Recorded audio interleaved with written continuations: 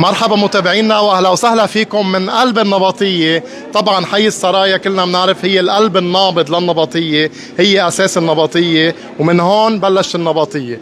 تحت عنوان النبطيه نحمي تراثها، نحن اليوم جايين على معرض التراثي يلي بيضم المونه، الاشياء اليدويه، كل شيء هاند ميد هوم ميد، اشياء موجوده عندنا بلديه، كله شغل ايد، الاغلبيه طبعا معمول بالبيوت وباشياء يدويه. يعطيكم العافيه جميعا. بعد شوي حنيجي ان شاء الله نضوي على كل الكيوسكات، حنكمل شرح. هيدا المعرض بيضم تقريبا 75 او اكثر طاولة أو ستاند أو بارتيشن، كل وحدة مختلفة عن الثانية بشكل عام. بنشوف في اشياء للأكل، بنشوف في اشياء حرفية، اشياء للديكورات للبيوت، بنشوف بيرفيوم، بنشوف صابون، زريعة، تياب، يعني كل شيء ممكن نحتاجه ببيتنا باشياء هيك تراثية قديمة موجود بتلاقوه بحي السرايا. هيدا المعرض كان ينعمل بتقدم المرأة، ولكن هيدي المرة قرروا يجوا يعملوه بسوق النبطية أو بمدخل حي السرايا كرمال ينعش الاقتصاد ويحرك، يعمل شوي حركة اقتصادية بقلب النبطية. وهيدا الشيء فعلا هيدا اللي صار، لأنه اليوم شفنا من الساعة 10 تقريبا، شفنا في عالم كتير بعدد كتير كبير توجه على المعرض لهون، وعمل مثل حركة حتى المحلات اللي موجودة من قبل بهيدا الشارع تحرك الشغل عندها واشتغلت ما شاء الله. يعني كان في اجر على هيدا المعرض. وطبعا هيدا المعرض ممكن يستمر بشكل موسمي، يمكن 4 أيام بالسنة، يعني كل فصل أو كل موسم ينعمل مرة، كل 4 شهور ينعمل مرة، أو كل 3 شهور. بعد لحد هلا ما قرروا، بس مبدئيا هيدا الشيء ممكن يكمل لقدام. ف شيء حلو، شيء إيجابي إن شاء الله. وأكيد لقدام رح يكون في عنا اشياء تانية تنعمل بالنبطية لحتى نرجع ننعش النبطية واقتصاد النبطية. عم نشوف النائب الحاج ناصر جابر كمان من الناس المشاركين بالمعرض. ميرسي، شرفتونا. يعني وجودكم بهالمعرض الحلو. تسلم تسلم. استاذ علي يعطيك العافيه. دكتور مصطفى، دائما انت كلمتك الحرة هي اللي هي كلمة النبطية. تسلم حبيبي. الدكتور مصطفى بدر الدين من الناس الاساسيين كمان بهيدا المعرض، المحافظة على التراث النبطية. طبعا الأستاذ كامل جابر كان من الناس الأساسيين بهيدا المعرض، جمعية تقدم المرأة، جمعية الخيرية، جمعية نحمي تراث النبطية. يعني في كذا جمعية، 4 جمعيات أو 5 جمعيات شاركوا بهيدا المعرض. حاج علي راضي يعطيك العافية. الله يبارك فيك، أهلا وسهلا وشرفتوا والله. بس نقول مدخل حي السرايا، بنقول مدخل حي السرايا اللي في علي راضي، العالم صارت تعرف. نحن أول شيء بنستمد البركة من الأوادم ومن الإخوين الموجودين جميعا هون، ومحلكم ومطرحكم، وبتشرفوا إن شاء الله لأفضل وأحسن وبتقدم مستمر إن شاء الله. إن شاء الله. بس عندي سؤال، أنت من الناس اللي محلاتهم موجودة خلف الكيوسكات أو خلف الطاولات، هل هيدا الشيء أثر سلبا أو إيجابا؟ لا الحمد لله، مبسوطين نحن بالموجودين، والله بيقطعش رزق حد، الرزق من الله سبحانه وتعالى. الله يقويكم، يعطيكم ألف عافية. طبعا باتيسري السعادة هي عمرها عشرات السنين بالنبطية، من أكثر من 30 سنة فاتح بحي السرايا، من 82 يعني تقريبا أكثر من 40 سنة موجود بحي السرايا، وبيقدم الكرواسون، الاشياء الشعبية، السحلب، التمرية، كل شيء خاصه بالاشياء التراثية القديمة، وبعده محافظ على نفس الجودة ونفس النكهة. يعطيك العافية. كيفك؟ الحمد لله ماشي. حضرتكم كمان من جمعية تقدم المرأة، جيتوا شاركتوا بهيدا المعرض، ست راغبة الزين. شو بتخبرينا عن المعرض؟ أول مرة بتعملوه بالسوق، هو كان ينعمل هلا مزبوط، أول مرة بنعمل بالسوق عشان نعمل حركة للسوق، حركة للناس، يصير في حركة اجتماعية، اقتصادية، والناس حست كمان، شفت المشاركين كتير مبسوطين ومعجبتهم الفكرة كتير. شفت هيدا الشيء من أول وقت ومعجبتهم الفكرة كتير، وإن شاء الله معرض الجاي اكيد حنعمل بالسوق ان شاء الله. بس التجار اصحاب المحلات ما ينزعجوا مننا، بس مع العلم هي شغله كتير منيحه لهم، بتحفز انه بيتعرفوا الماره الجداد الجايين، الزبائن الجداد. انا ضويت على هيدي الشغله انه اصحاب المحلات اللي موجودين خلف الطاولات هن الطبيعي حيشتغلوا، لانه في اجر صارت جاي. يعني سالت انا احد اصحاب المحلات قال لي لا، يعني حتى شفت لا في اجر، معناتها في اجر غريب. يعني في ناس من صيدا اجت، في ناس من الزهرانه اجوا، يعني في عم شوف في ناس من الغازيه شفتهم كمان اجوا، انه بالعكس شغله كتير حلوه. في شغله ايجابيه حبيتها انه اصحاب الطاولات او اللي جايين يشاركوا مش دافعين مصاري 100%. هون نحن عم نعمل تمكين للمرأة، عم مساعدتها، يعني بتعمل شغل ببيتها عشان نساعدها بطريقة غير مباشرة، وهيك هي كمان بتكون مرتاحة، ما بتحس عندها عاتق بدها تدفع مصاري اجار ستاند او شيء. الله يقويكم. هيدا شيء حينعمل بشكل دوري اكيد ان شاء الله. ايه، واكيد مشاريع جديده وشغل جديد ان شاء الله. الله يعطيك العافيه، الله يقويكم يا رب. مثل ما عم نشوف متابعينا، عم نشوف فعلا اعداد كبيره من الناس المشاركه بهذا المعرض. طبعا نحن بنطلب من المشاهدين من المتابعين انهم ينزلوا على السوق النبطيه مدخل حي السرايا. موجودين اليوم المحل الكيوسكات او الطاولات للساعه 4 مساء، يعني قبل صلاه المغرب شي 3/4 ساعه تقريبا. ومثل ما قلنا بتجوا بتشوفوا، اللي ما بده يشتري بيتفرجى، بينزل على هالسوق التراثي يلي هو من تراثنا ومن ريحة أجدادنا بالنبطية. لما نقول مثل ما قلنا حي السرايا، يعني عم نقول النبطية، يعني قلب النبطية، يعني من هون بلشت النبطية، من هيدا الحي. خلينا نضوي على الجامع شوي هيك نفرج العالم على الجامع التراثي كمان، يلي هو صار له من أكثر من 130 سنة يمكن هيدا الجامع معمر، وترمم بال 2012 طبعا. هالبركة اللي موجودة بقلبه بركة كتير حلوة. يعني هيدا الشارع شارع حي السرايا، مدخل حي السرايا اللي انعمل كمان ترمم بال 2012 يمكن كمان هيدا الشارع، وانعمل هالقناطر بقلبه. صار ملفت للنظر، وان شاء الله كل النبطية لقدام تتطور وبتتحسن وبتترمم وبتتعمر من أول وجديد، وبنرجع بننهض أحسن من قبل بإذن الله. خلينا نعمل مقابلة مع كذا هيك محل. نشوف هون المونة الحجاج، يعطيكم العافية. عم نشوف هون مونة وورد وزهورات كله بلدي وشغل. نحن أهل الجنوب بتعرف موصوفين يعني بالمونة البلد. مونة أم علي. حضرتك ام علي؟ ايه حضرتك. شو بميزك يعني؟ كيف هيك بتعملي يعني مونة؟ بلشتي يعني هلا من الحرب، احنا صرنا 2 مهجرين وساكنين هون بالنبطية. من وين حضرتك؟ من بليده. فبدنا نعتاش، بدنا نعيش شو بنسوي. فما لقينا هاي المصدر اللي احنا بنشتغل فيه ببلادنا، الزيت والزيتون والزعتر اسعارك كيف؟ المونة مليحة يعني مقبولة. لا الحمد لله بحق الله. كله بلدي 100%؟ كله بلدي اكيد. اللي اخذ يعني بيعرف كيف. وبدكن شو ما كان زيت زيتون كله بلدي، ما الغش الحمد لله بعاد عنه. نحن يعني نحن بنقول للعالم، بنشجع العالم اكيد اللي بده يجي لهون اول شغله يجي يدعم هيدا الشغل، يدعم هيدا القطاع. اذا بده يروح على مولات او سوبر ماركت يفضل انه يجي بهيدا اليوم، هو هاليوم يعني نهار الاحد مثل ما قلنا اليوم لقدام ان شاء الله ممكن يتكرر هيدا الشيء. اول شغله بيجي بيدعم هالاشخاص اللي هن موجودين هون، طبعا جايين من كذا منطقه من الجنوب، جايين لحتى يشاركوا بهيدا المعرض ويسترزقوا. فبنتمنى منكم كمان تدعموهم. عم نشوف شخص وجه من وجوهنا الوطنية القديمة اللي بنفتخر فيها بمدينتنا، استاذ ابو وليد، يعطيك العافية. حبيبي الله يعافيك ويخليك. نحمد الله ونشكر. حضرتك تاريخ بالنبطية وبتشهد على كتير امور بالنبطية. ايه نعم. وخاصة حي السرايا. نحن اليوم عم نشوف بالنبطية بحي السرايا هالمعرض المميز، اكثر من مميز، يلي جاب اجر. بالفعل هيك كتير كتير حلوه، والله يعطيهم العافيه ويعطيكم العافيه انتم اللي عم تخلوا هالمبادرات الحلوه. ان شاء الله ان شاء الله. يعني هذه شغله مهمه. وحي السرايا ونحن اولاد حي السرايا. صحيح.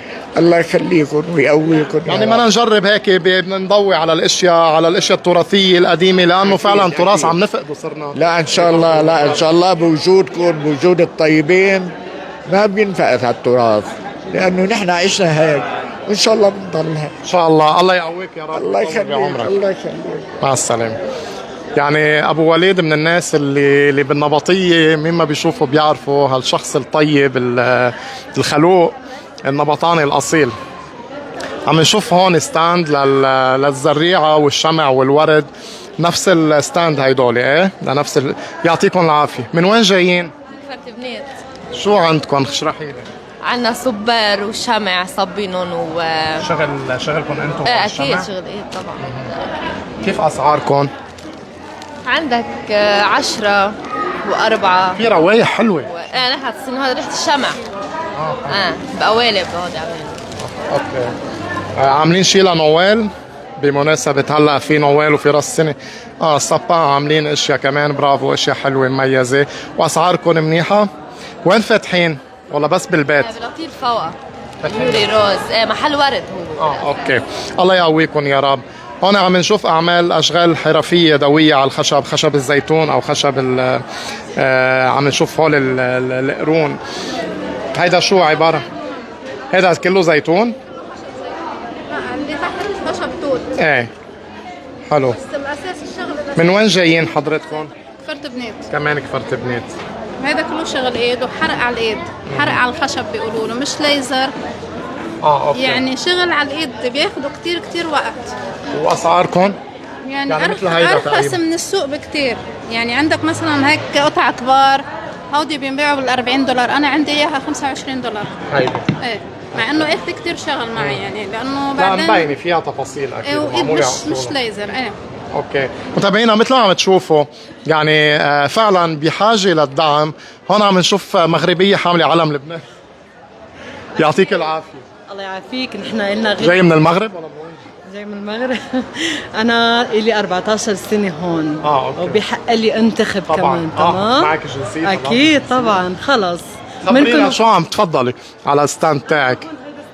اوكي شو عندك شو أنا عندي مركز للحمام المغربي والكل صار الحمد لله عارف بشغلنا وهيك بنبطية زبدين مقابل التوفير وعم نساعد كمان بالمنتوجات المغربية وعنا الهاند ميد للمدام. هيدا شغل حباكي يعني. حباكي هيدي امبارح انعملت على عجلة وصراحة مبسوطة كتير لأنه عم يصير في لفتة للهاند ميد ولشغلنا. حلو التشجيع هيدا. ايه هيدا كتير منيح ومنا بنتعرف على باقي الزملاء اللي معنا. خبرتيني تحت الهواء انه عندك برودكت جوماج يعني اللي بيعمل سكراب. هيدا اوكي هيدا عبارة عن شو؟ عبارة عن أعشاب مغربية لإكليل الجبل.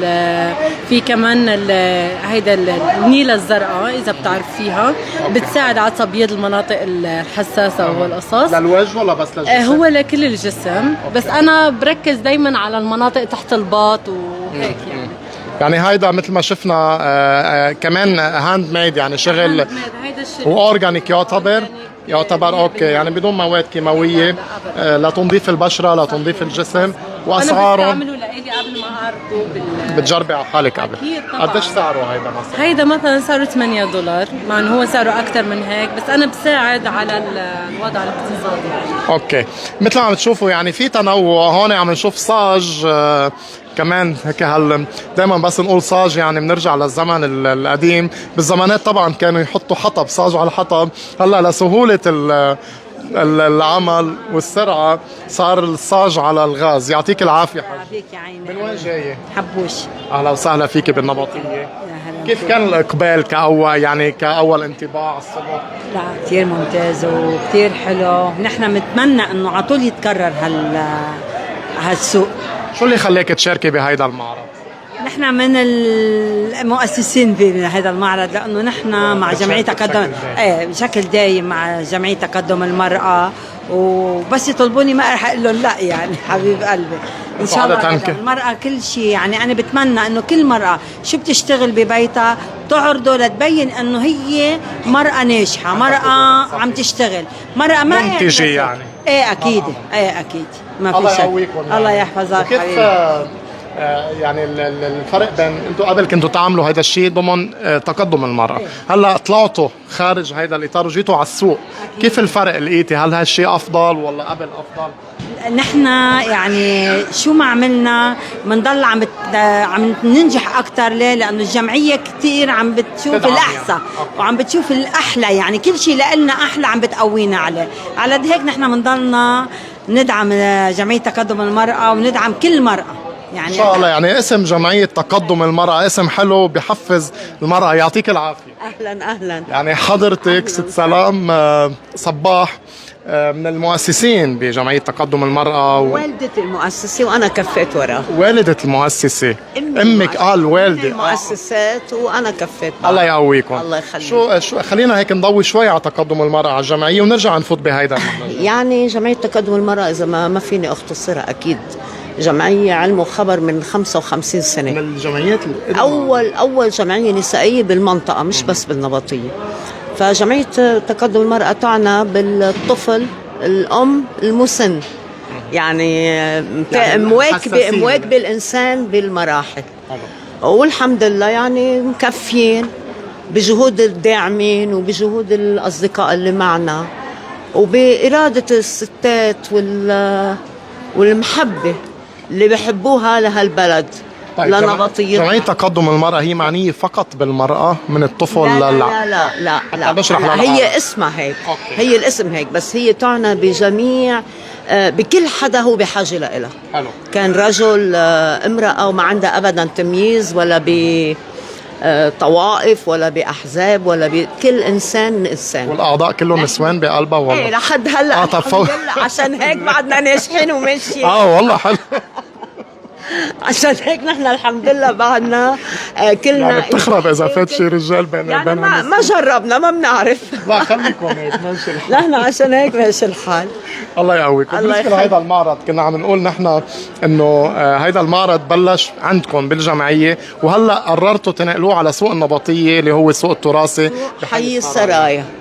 يعني نحن مش أول معرض بنعمله مثل ما حضرتك بتعرف، دايما كنا نعمل معارض بس بضمن نطاق مبنى الجمعية.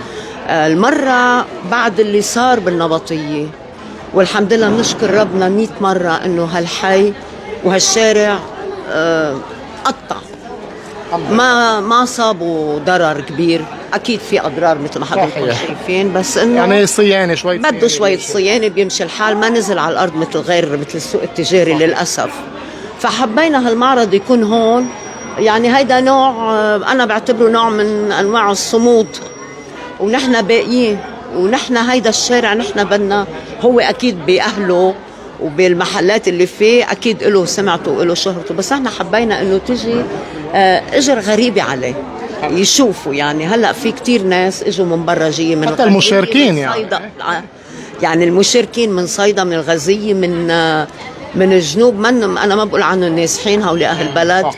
بيوتهم تدمرت، مصالحهم تدمرت، عم يعتاشوا شوي يمكن، عم بيحاولوا يطلعوا يعني شيء لقمة عيشهم بعرق جبينهم وما يحتاجوا حدا. طيب والحمد لله. هيدا المعرض هل هو حيستمر يعني بس مثلا كل 4 شهور او كل 3 شهور مرة؟ نحن ان شاء الله هلا عم نفكر انه يصير موسمي، يعني تقريبا كل فصل كل 3 شهور 4 مرات بالسنة.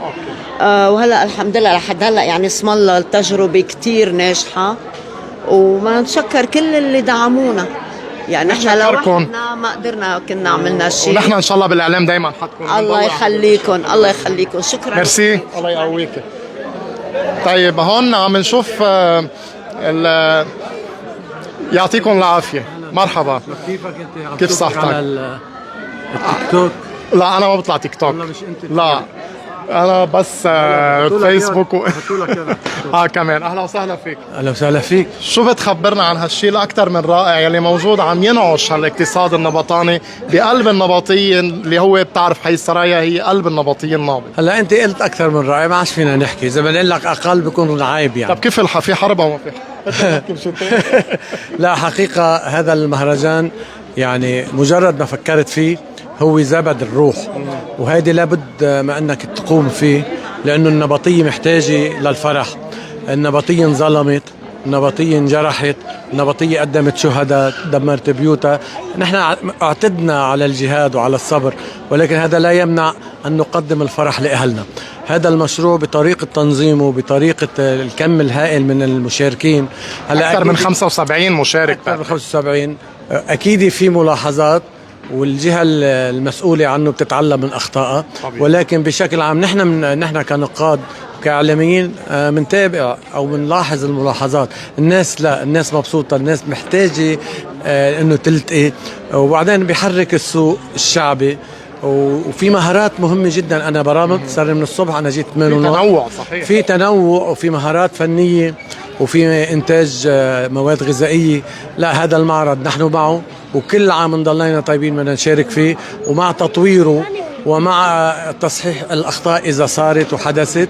والأهم أنه تضل النبطية بخير، ونضل نحن مع أهل النبطية. طيب هيدول المحلات يلي خلف الطاولات، هل هن تأثروا سلبا أو إيجابا؟ لا، ما هو يعني افتتاح شعبي، وأنا لاحظت أنه الناس اللي ما اشتروا من الطاولات راحوا اشتروا من هونيك. هيدا الشيء لاحظناه. أنا بس لاحظت أنه فاتوا دراجات شو اسمه نارية موتورات فاتوا. هذا خطأ، أنا ضد. البلدية مفروض واقفين هن شرطة البلدية يمنعوا هيدا الشيء، يعني إلا إذا كان شاب يمكن بيته جوا. بضل حدا يزبط. بس هذا كان يعني هيدي ملاحظة أنا ما حبيتها، يعني لأنه بس الناس طلع بوجوهها. أنا برامت على الكل، الناس مبسوطة، ونحن يجب أن نقدم الفرح لأهلنا.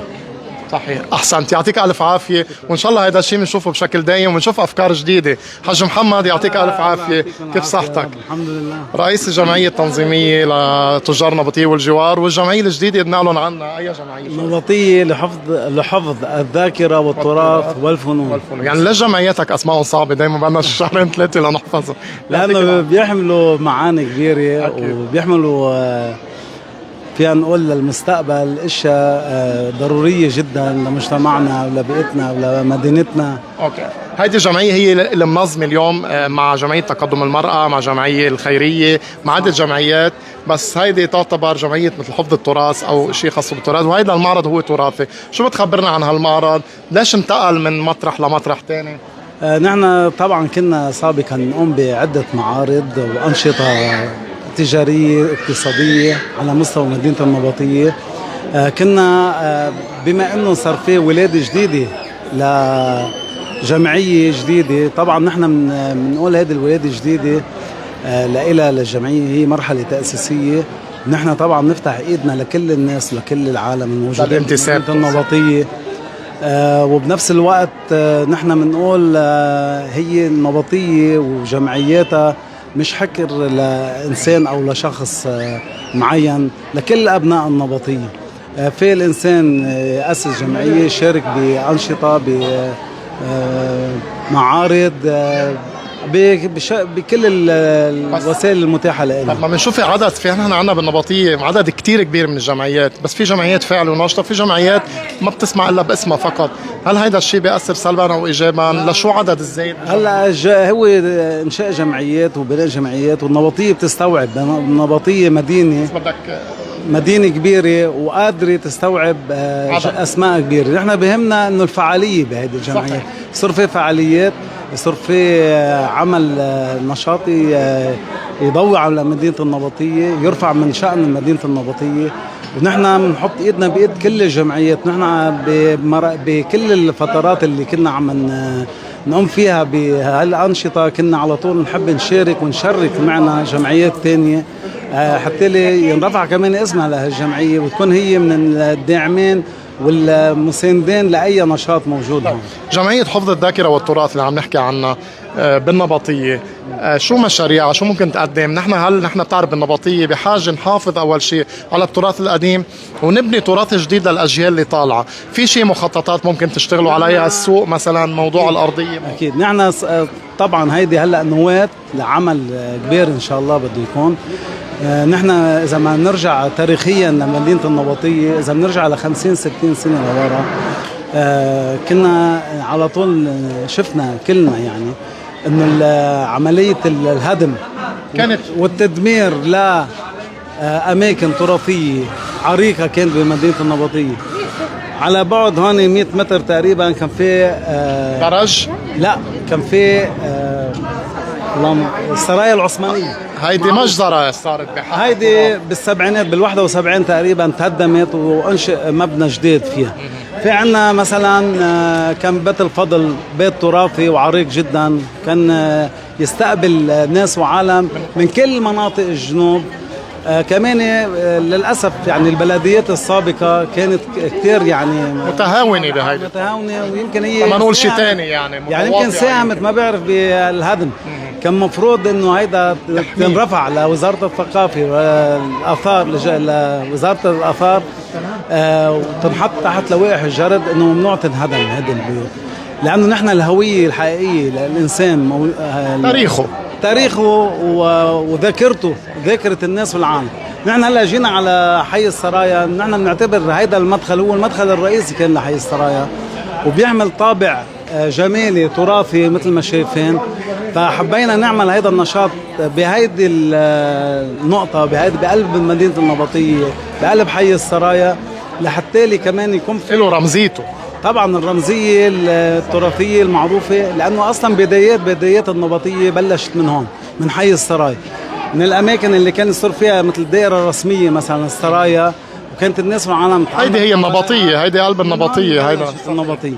فنحن هيدي بدنا نشتغل على هيدا المكان وعلى حي السرايا بشكل عام لجماليته، دائما انه يصير فيه حركة نشطة وسياحية للناس والعالم تيجي تزوروا، يكون في عنا يعني هيدي مدينة النبطية بحاجة نحن لاستقطاب ناس من برا. طب شو في عنا نحن؟ في عنا أماكن أثرية موجودة لازم نحن نحسنها، نعدل عليها، نرتبها، نعطيها جمالية أكثر، نشتغل مع المعنيين بشكل عام كبلدية كمحافظة، كل الجمعيات اللي هي بيعنيها الحفاظ على التراث وعلى جمالية مدينة النبطية، لحتى نستمر لبعدين، لحتى نعمل عملية استقطاب للناس والعالم من خارج مدينة النبطية. في نحن بنعرف في مناطق كثيرة بلبنان في عملية استقطاب من الجنوب إلى جبال إلى غيره. ليش نحن ما بيكون في عنا شيء هون بقلب مدينة النبطية بنقدر نستقطب ناس وعالم من خارج المدينة؟ بالضبط، صحيح. ما بدنا نعطي مثل قبل كمان نبطية كانت من 40 و50 سنة تستقطب عالم من كل 100%. نحن ما بدنا نعطي صورة للعالم انه نحن مختلفين.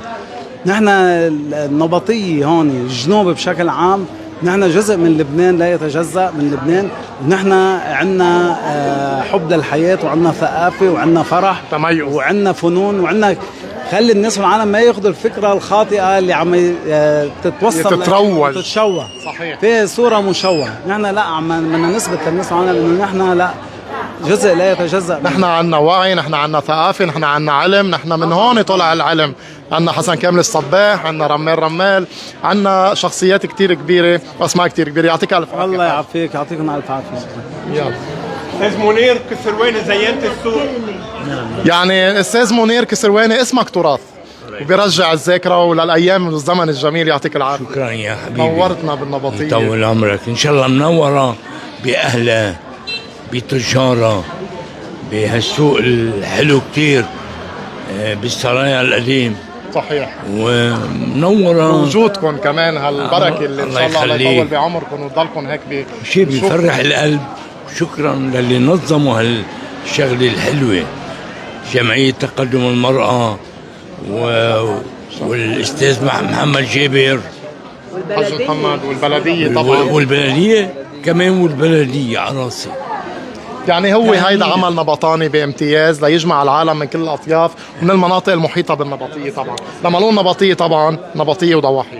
لكن أهمية هالمعرض له دليلة غير الربح والمادة، له دليلة كبيرة. شو دلالته؟ وقيمته. الدليلة إنه بهالزمن، بزمن هذه المسيرات وهالشعار وهالتأثير في تحدي. هيدي المهم كتير، هيدا أهم شيء. والله يوفق الكل. تحية للنبطية ولأهلها ولكل المنظمين والمشتركين. تحية لك من النبطية. طول عمرك يا رحيم. تسلم. طول عمرك. الله يقويك يا رب. هلا عمل لك جولة شوي. أستاذ كامل يعطيك العافية. حضرتك من مؤسسي هالمعرض المهم واللي هو مثل ما قلنا دلالاته كتير مهمة إن شاء الله لقدام، والعالم ما شايفين هالأعداد. يعني من عندك من أول مدخل حي السرايا للآخر طاولات باراليل على بعض يمين وشمال. هلا خليني اوضح اللي مؤسسي هذا المعرض انه بالاساس جمعيه تقدم المراه في النبطيه، ونحن الى جانبهم بهذا الشيء. وكان لكن نحن كنا مع فكره نقل هذا المعرض من الجمعية على قلب السوق، واخترنا أقدم أحياء المدينة اللي كانت هي شكلت النواة الأولى للسوق النبطية. يعني أول سوق كان بالنبطية هو بلش من حي السرايا، مش على البيدر كان هو؟ لا أول سوق بلش هون، لأنه القرية اللي هي النبطية بلشت بهذا الحي، وهن ناس كانوا مزارعين أكثر، كان عندهم إنتاج زراعي، وبلشوا شوي شوي عملوا محلاتهم هون وظهروا. بدي اقتحم هذا الحوار لأنه نحن مباشر. أنا جهاد أيوب، ما بيعجبني العجب. هذا الشخص مش بيعجبني كشخص، بيعجبني فكره وعمله. هذا الشخص هو جندي مجهول في نشاطات أهل الجنوب وتحديدا مدينة النبطية. أنا جهاد أيوب أطالب بتكريم زميلي كامل جابر. الله يخليك. وبنسحب بس إن شاء الله. تكريم، أعظم تكريم، لأنه هو اللي عم نشوفه اليوم بنهار الأحد، سوق الأحد بقلب مدينة النبطية، اللي هي فعلا عانت الأمرين جراء الحرب الأخيرة اللي دمرت جزء أو حيز أساسي من هذا السوق، اللي كان يعني فقدنا من خلال هذا التدمير عشرات المحلات التجارية. فالسوق هلا اختيار السوق القديم هي الأساس. هذا سوق لازم يعني، أو الحي القديم بالنبطية لازم ينتعش من جديد، لازم دب في الروح. يعني لن نكتفي بحركة السوق اللي هي هلا. نحن ممكن أحد جاي رح ندعي لشيء اسمه تمشي بحي السرايا. في ناس من أولاد النبطية يمكن فوق 25 سنة ما عاد فاتوا على حي السرايا، ويمكن أكثر، وهن يمكن يكونوا خلقانين بالحي وولدانين بالحي. رح ندعيهم لتمشي بهذه الأحياء. امتى هيدا الشيء؟ ممكن كتير الأحد المقبل، يعني بالتنسيق أكيد مع جمعية تقدم المرأة، وبالتنسيق مع جمعية النبطية لحفظ الذاكرة والتراث، وكذلك الأمر مع بلدية النبطية اللي هي تمتلك يعني الأمور اللوجستية اللي على الأرض، يعني بتقدر تساعدنا بهذا الأمر، اللي هي الجهة المحلية المخولة بأنه تسكر الشارع، تفتح الشارع كذا بهذا الأمر. هذا السوق هو تجربة أولى. أنا تقديري هذه التجربة فينا يعني بعد ساعات قليلة على بدء السوق فينا نقول نجحت بشكل كتير رائع. ممكن تطويرها باتجاه أكثر. كانت الفكرة ينقال إنه كل فصل بنعمل سوق، لا يمنع إنه كل أحد أو كل أي يوم بالأسبوع بالتنسيق مع البلدية بنعمل شيء جديد، فكرة جديدة.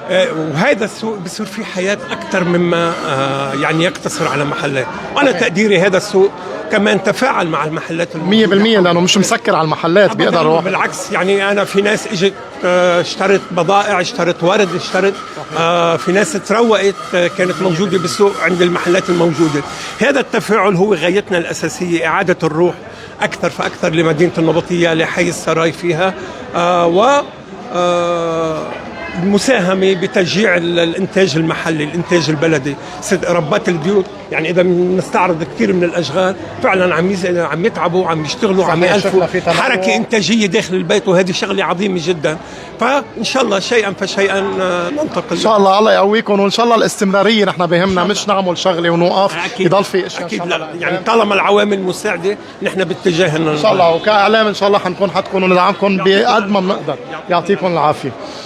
متابعينا، مثل ما عم نشوف يعني بعد ما عملنا كم مقابلة شرحنا شوي عن المعرض، أكيد نحن ناطرينكم بعد ما تتغدوا. هلا صار بعد شوي وقت غدا، بعد الغدا ان شاء الله بتنزلوا على المعرض وبتتسوقوا، لانه في اشياء كتير مميزه مثل ما قلنا. اللي ما بده يشتري بيكون ساهم وساعد شوي بحركه بداخل السوق التجاري بالنبطيه. هيدا السوق مثل ما قلنا رح ينعمل فيه عدة أفكار إن شاء الله لقدام، يعني ما رح نوقف عند فكرة واحدة وخلص. حنكمل إن شاء الله بالأفكار. عنا الأستاذ حيدر بدر الدين كمان من الوجوه الفاعلة بالنبطية والناس المؤثرة بالنبطية. حبيب القلب، الله يخليك. أول شيء بدي أشكرك على المبادرة اللي أنتم فيها بمجموعة أبناء البلد، هي دعم المصالح الصغيرة والدكاكين والمحلات، وطلعتوا يعني أقل الواجب أفكار نحن عم نتداولها بين بعض. العالم رحبت فيها كثير فعلا، فكرة حلوة ولازم نستمر فيها، وإن الله راضي يعني كل أسبوع بده يكون عندنا محل جديد ومصلحة صغيرة جديدة، مؤسسة جديدة عم تفتح لندعمها يعني نساعد بانطلاقتها ونساعد بتوجيه الناس باتجاهها إن شاء الله. كيف ملاقي المعرض هون؟ شو اللي بيميزه؟ معرض فكرة كتير حلوة لتشجيع الحرف والمهن اليدوية للسيدات وللصبايا وللشباب اللي عم يشتغلوا أشغال. ويعني كنت عم بطرح هلا من شوي فكره انا والاستاذ سلام صباح انه يعني احدى الجمعيات او البلديه او اي مؤسسه، يعني فكره 6-7 ساعات قليله لانه ينعرض هالانتاج ويعمل جدوى لصاحب الانتاج، يكون في قاعه دائمه للعرض على مدار الساعة، على مدار الأسبوع، على مدار السنة، ينعرف إنه هون في سوق حرفي تراثي بصير في إقبال عليه، بصير في بيع. طبعا بده تفاصيل يعني فكرتهم إنه يجيبوا أجر على السوق، فنقلوا هذا المعرض على السوق بشكل طبعا فكرة حلوة كتير، فكرة حلوة كتير، وبكفي يعني الجامعة اللي عم بتصير يعني الناس عم بتشوف بعضها وعم بتشجع بعضها إلى آخره. الله يقويكم. شكرا. الله يقويكم استاذ علي. شكرا. يعطيك العافية حاج. الله يعافيك حبيبي. يعني انت شوفتك بالنسبة لنا تراث. كيف صحتك؟ الحمد لله. شو اخبارك؟ بالتسعينات. عم نشوفك هون بحي السرايا، هالسوق التراثي القديم، شو بيعني لك حي السرايا وشو بتتذكر من حي السرايا؟ حي السرايا ولدت فيه انا وخلقت فيه. حي السرايا من الأوفياء والطيبين إذا حي السرايا هي هيك بعده على الطبيعة. بعده شو مين بتتذكر بحي السرايا هيك؟ الحج دغمان، الحج بو جواد اللي كانوا يلعبوا باصرة مع بعض تحت بحي. بتتذكرون؟ ابراهيم وبو جواد. كانوا يقعدوا يلعبوا باصرة. كان لو قاعد هون يتعلق على النسوين حامل عصاية وقاعد. يعني ضحكناك وذكرناك بالماضي حبيبي. يعطيك العافية. طبعا انا هون بتذكرك كنت صغير، كان في ابو جواد وابو ابراهيم يلعبوا باصرة مع بعض، وابو ابراهيم كان شوي هيك يتعلق على النسوان معه عصايه ويقعد على مدخل حي السرايا. هيدي الاشياء الحلوه الجميله. هون عم نشوف لفتوني الاشغال اليدويه الخشب، وودن ارتس. شغل وين؟ شغل يعني كم سنه صار لك بهالمجال؟ 40 سنه ما شاء الله. وين تعلمت هالمهنه؟ هذه هوايه. بلشت بالايد، صار في عندي شغل كتير ما عادش في راحه على ايدي، جبت مكانات صرت احفر على ايدي. كله على المكانات يعني؟ كله على المكانات. بس هيدي على الايد؟ كله على المكانات. كله على المكانات. كله مكانات. كله مكانات. مش احسن على الايد هيك بتحس انه واحد عم يشتغلها بس اذا بدك تشتغل شغل كتير ما بتلحق، لان الايد بطيئه. صحيح. بس المكنه مش ليزر. هذا شو خشب زيتون؟ خشب زيتون هذا. كله اوكي. خشب زيتون. هذا اللوحه هذا. كيف الاسعار بشكل عام وشو بتعملوا اي شيء الواحد بده اياه؟ هلا هيدي لانها بتكلف، هي تقريبا سعرها بال 125 150. اوكي. لانه بتاكل شغل منيح. بس هودي هاي ب 40 دولار، هاي 15 دولار، هاي 15 دولار، هيدي 15 دولار. يعني بتبلش تقريبا اسعارك من 15 دولار وطلوع. من وين حضرتك؟ من البيسريه. بيسريه، بتجي من الجاي من البيسريه لهون لحتى تشارك بهذا المعرض؟ هنا تصرفيه. وعندك معرض تحت ولا بالبيت بتوصي؟ يعني بده يجي لعندك يوصيك؟ بالبيت. بالبيت بيوصي. بالبيت بوصلني. اي شيء بده اياه الواحد بتحطه له اياه. اي شيء بستعد. مين بيساعدك بهالمصلحه؟ ما حدا. طيب هلا مين بدك تورطها بعد عمر طويل؟ يعني هيدي المصلحه اذا انت لا سمح الله بيشتغل من تحكيته. اوكي منيح. يعني في عندك حدا يكمل هيدي المسيره. وفي ابن الثاني بسافر على كندا كمان، فتح محل بكندا. تبعت هيك اشياء على كندا ممكن العالم المغتربين مثلا قلعة بعلبك، اشياء تراثيه. هلا هي انحشرت في المعرض ما كانش معواد، وهلا هي كلها قلعة بعلبك، بنت جبال، كله بيعملهم. الله يقويك. الله يقويك. يعطيك العافية. مثل ما عم نشوف يعني هيدا الشيء الحلو انه نحن عم نشوف عالم من قلبهم جايين عم يشتغلوا، عم بيقدموا، عم يعملوا اشياء مميزة ضمن النبطية، بقلب النبطية، بقلب مثل ما قلنا سوق النبطية. عن جد شيء كتير حلو، شيء كتير مهم. اللي ما بده يشتري بيقدر ينزل يتفرجى ويتمشى ليرجع يستذكر او يسترجع هالزمن الجميل ويرجع بالذاكرة، لانه كانوا جدودنا وبياتنا يجوا على هيدي الاسواق بالزمانات، خصوصي بهيدا الشارع اللي هو شارع حي السرايا. نحن تقريبا ضوينا بشكل عام على المعرض. ان شاء الله رح نكمل بعد هيك نضوي على كم شغله بس سريعه وبنختم معكم بعد شوي لان ما بدنا نطول عليكم اكثر من هيك، وان شاء الله انطرونا كمان باشياء جديده. انا في شغله هون بدي ضوي عليها، العصير اللي هو عصير قصب السكر الطبيعي، معمول من سكر قصب طبيعي بدل السكر أبيض. بدل يعني هيدا كله الكوكتيل اللي موجود ما في بقلبه سكر نهائيا طبيعي ولا حتى نكهات او صبغات، فقط عصير طبيعي من البيت مع شغل البيت. هيدا كل انواع العصير العالم ترغبها موجوده، بس بديل السكر ابيض اعتمدنا على السكر القصب. طيب سؤال، السكر القصب بيأذي للسكري مثلا؟ قد ايه بيأذي؟ اللي عنده سكري افضل عاده يعتمد ستيفيا مش سكر القصب. لكن عامه الناس شو بيفيد؟ شو بيعوض هيدا عن هيدا؟ لأنه السكر الابيض هو سكر اصطناعي مصنوع، مش مثل السكر القصب المستخرج من نبته القصب السكر. أوكي. فهو ما بيضر، بينما السكر الابيض بيضر. هذا الفرق يعني. وبيعطي نفس النتيجه بحلي طعمته طيبه نفس اوكي. فاتحين معرض انتو ولا بس هون؟ بالبيت بشكل اساسي على الطلب، وعنا صفحه على انستغرام، واي مناسبات اعياد ميلاد خطبه جمعه في الواحد يطلب. نحن عندنا 250 ملي يعني صغيره، وعنا بنعمل لتر الكبير. والاسعار كيف تفرق عن السكر الطبيعي؟ يعني مثلا مثل تقريبا في اغلب النكهات ارخص من الموجود بالمحلات، باعتبار نحن عندناش اجار محل او اجار موظف او شيء. فلو السكر قصب اغلى من الابيض، ولكن بضل نحن اوفر لانه بدون محل. الله يقويكم يا رب. يعني الملاك جوز اكيد انتم عرب صالم اللي بده بيسال عنهم وفيهم يوصلوا لمناسبات لايفنتس، او اذا حدا بده ياخذ للاستخدام الشخصي. حفيد المختار عم نشوفه على الهوا. حفيدك يا مختار. ايه السلام عليكم. مثل ما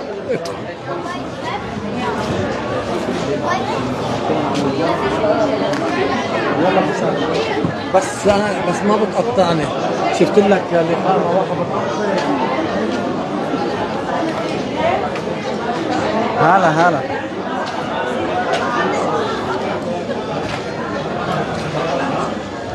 تطلع انا عليه عادي يلا. ما عملنا جولة. ماشي بتواصل معك. رقمي عندك يلا. يعطيك العافية. على خير كيفك؟ اديني تليفونك. اديني تليفونك.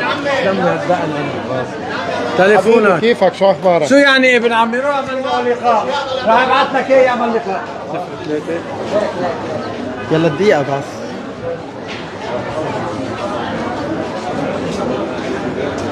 حسن شوف الإيمان طلع بجد الإيمان.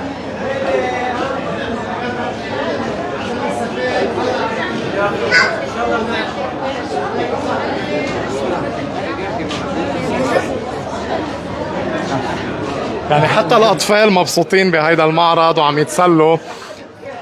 هنكمل نحن جولتنا. هون عم نشوف جزادين، سكات، اشياء كمان. هيدول شغل وين؟ شغل شو؟ ماركه منين تستوردوها؟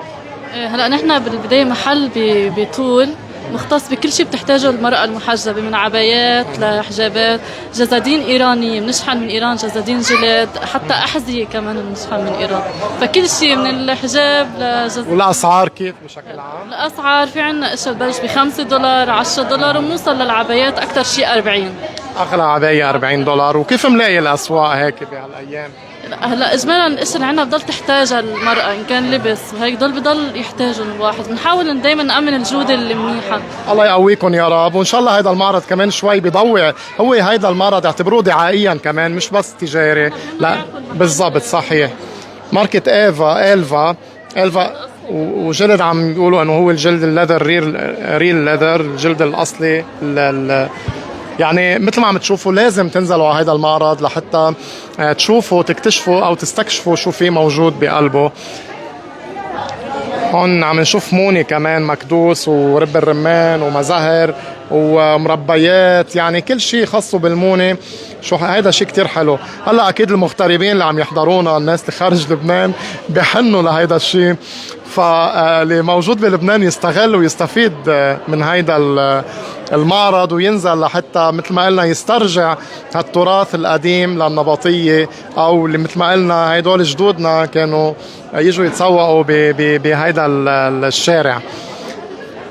متابعينا نحن وصلنا لاخر شارع او مدخل حي السرايا. عم نشوف، خلينا نضوي هون على هون روايح كتير حلوه واشياء مميزه. هيدا شغل وين؟ هاي كيفك؟ اول شيء نحن براند لبنانيه، في اشياء شغل بيت صناعه يدويه، وفي قصص تركيبات عنايه بالبشره عم نصنعها بمختبر. فاتحين شوروم انتو ولا بس بالبيت؟ لا اونلاين، مبدئيا اونلاين بعد. وان شاء الله ماشي الحال اونلاين بالتسويق يعني حسب وضع البلد هيك وهيك. فتحنا نحن بعد الحرب دغري، هلا ما كنتوا فاتحين قبل يعني. مزبوط، بعد الحرب دغري. فبتعرف نحن ببيروت مش هون، فلحتى جايين من وين؟ نحن من جنوب، من خرطوم، بس نحن الاساس ببيروت، يعني كل شيء حتى الستوك عندنا كله موجود ببيروت. كيف اجت الفكره وشو منين هالخبره اجتك؟ او هي الخبريه بلشت كانت افكار بالحرب. اختي هي لابورانتين وبلشنا ندرس كل شيء كورسز له خاصه بالعنايه بالبشره والتركيبات الطبيعيه. فتوا بتفاصيلها يعني. مزبوط.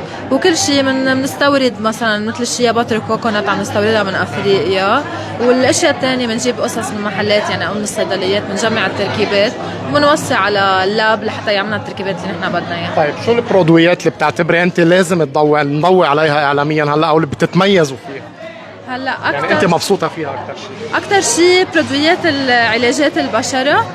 حاطين مثلا نحن هلا هيدا البوست اللي تحت في عندنا ريفيوز من الزباين كثير عم بيكونوا مبسوطين في نتائج عم تكون اول يعني بالضبط. حبوب، كلف، امراض بقع داكنه او تصبغات بالبشره، عم بتكون النتائج شيء روعه. عندكم شيء بيطلع الشعر؟ في شيء للشعر بس ما في شيء مثل الزرع. في اشياء للشعر، في شامبو، في زيت للشعر، وفي ماسك. مزبوط، كله طبيعي. اوكي. الله يقويكم، واعتبروا انتم هذا المره مثل ما قلنا هو دعايه لكم لقدام ان شاء الله، وبتكتسبوا خبره. يعطيكم الف عافيه. متابعينا يعني تقريبا ضوينا بشكل عام على كل المعرض من اوله لاخره، على الاشياء الموجوده الحرفيه. هون عم نشوف مسابح وكلمات دينيه وكلمات من القرآن أكيد كمان. فيعني كله هيدا الشيء حرفي يدوي مهني مهم كتير يكون موجود أو يبقى موجود بمجتمعاتنا. داني يعطيك العافية، كيفك؟ يعني عم نشوف عالم مبسوطين بالعالم هون. علي جميل رايح جاي من الصبح، ما تعبت يا علي بعد؟ بدنا نختم اللايف معك يا علي، شو بدك تقول بهالسوق وشو بتتذكر من سوق حي السرايا؟ بدي اقول لك انه العالم كتير بتحبك. بارك الله، يعني بارك الله فيهم، وبارك الله باللي عملوا لهذا السوق، سوق الأحد للإخوان والأخوات، إنه بارك الله فيهم بهذا السوق اللي هو عاملينه شيء حلو مرتب على اليمين وعلى الشمال، بتشوف أشياء حلوة ما شفتها من قبل. صحيح. نحن بنتمنى يكون كل أحد هذا السوق لتتحرك العالم، تظهر من بيوتها وتيجي لهون لهذا المكان، مدينة الشهداء، مدينة الأبرياء، يجوا لهون يومي كل أحد. إذا كل أحد هي نحن هذا الأحد انعمل، إن شاء الله قريبا حيرجع ينعمل. أستاذ علي مزرعاني، بس سؤال سريع لنختم فيه. أنت حضرتك باحث بتاريخ النبطية، بتراث النبطية، بتعطي هيك دايما أجواء حلوة للناس اللي موجودة، الناس المغتربة، للناس اللي بتتابع وبتحب تعرف بلدها. سوق النبطية اللي هو بحي السرايا قديش عمره؟ كيف بلش؟ بشكل عام هيك بلمحة سريعة. هلا هو مبدئيا سوق النبطية أو سوق هون مدخل حي السرايا من عمر حي السرايا حوالي 200 ل 300 سنة تقريبا. هون أول حي فعلي؟ أول حي طبعا، شيء أكيد. هلا أساسا ما كانش في شيء اسمه أحياء، يعني كانت مغاير، كانت مطارح يعني حول النبطية موجودة من قبل الميلاد، ولكن كحي عمره حوالي 400 سنة كبشر. استوطنوا هون من 400 سنه تقريبا. بعدين تطورت لانه كان سوق التنايم موجود اول التقاء القوافل، ما كانش سوق التنايم من 1000 سنه، من عهد المماليك، من 1000 سنه عبر المراجع المذكوره. واجوا الصليبيين قعدوا بقلعه الشقيف. تاريخ قلعه تاريخ المماليك من زمان المماليك وقلعه الشقيف وقت تعمرت اساسا صار في حركه لانه الجيش الصليبي كان موجود هون وقوافل تجي الصليبيين وقوافل تروح على فلسطين على سوريا يعني ببلاد الشام كانوا يلتقوا بمنطقه النبطيه، يعني سوق النبطيه قديش بعيد عن حي السرايا، ما هو حي السرايا بعدين صار حي السرايا، يعني هون صار بلش ايوه هلا بلش التجمع السكني لانه والبشري انطلاقا من السوق اللي عم يلتقوا لانه قريب. ايوه لانه قريب، يعني فيك تقول 500 سنه بشكل تقريبا يعني مضبوط 100% بلش التجمع السكني والتطور العمراني من هالوقت. عمر النبطية من عمر حي السرايا او عمر حي السرايا من عمر هلا النبطية الحديثة، ولكن النبطية قديما عمرها ما قبل الميلاد لانه كان في تجمع بشري وتجمع سكني بجبل الرويس بحي البياض هونيك مغل محلة ومغل محلة على مدخل كفر رمان، بالكفور كانوا موجودين، بكفر رمان كانوا موجودين. هذه العناصر الرومانية والبيزنطية من قبل الميلاد بشوي او مطلع الميلاد، ولكن ما كانت معروفة بالتجمع البشري. وهلا نحن جينا هون على وسط حي السرايا على مدخل حي السرايا اللي كان هذا حي مليء بالدكاكين، الدكاكين الاسكافيه كان حوالي 50 ل 60 اسكافه، والجيش العثماني كان ياخذهم على السفر برلك مشان يعملوا جزامه للجيش التركي. واجا هون بهذا الحي اجى جمال باشا مرق واجى حي السرايا العثمانيه للاسف دمروها، نحن بندمر تراثها للاسف، بندمر تراثنا نحن.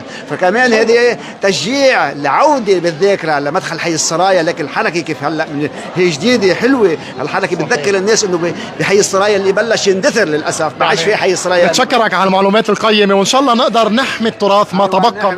ايوه نحيي للتراث باقل شيء بهالمحلات الصغيره بهالدكاكين بهالتراثيات بالشغلات والمشغولات الشعبيه. ان شاء الله كل فتره يصير هيك بصير في تجمع العالم. الله يقويك استاذ علي مزرعاني، نحن بنعرفك قديش مميز بشغلك والعالم كلها بتتابعك وبتعرف انه كل شيء بتنزله في مصداقيه. متابعينا بدنا نقلكم بنشوفكم ان شاء الله بلايفات جديده، وبنرجع بنطلب منكم تنزلوا تتسوقوا بهيدا او تنزلوا تشوفوا تشوفوا شو موجود بهذا المعرض من هلا للساعة 4 العصر، يعني معكم بحدود 3 ساعات إلا شوي أو 3 ساعات وشوي لتنزلوا تتبضعوا بسوق النبطية اللي هو بمدخل حي السرايا. يعطيكم العافية، بنشوفكم بأحداث جديدة بلايفات جديدة. باي باي.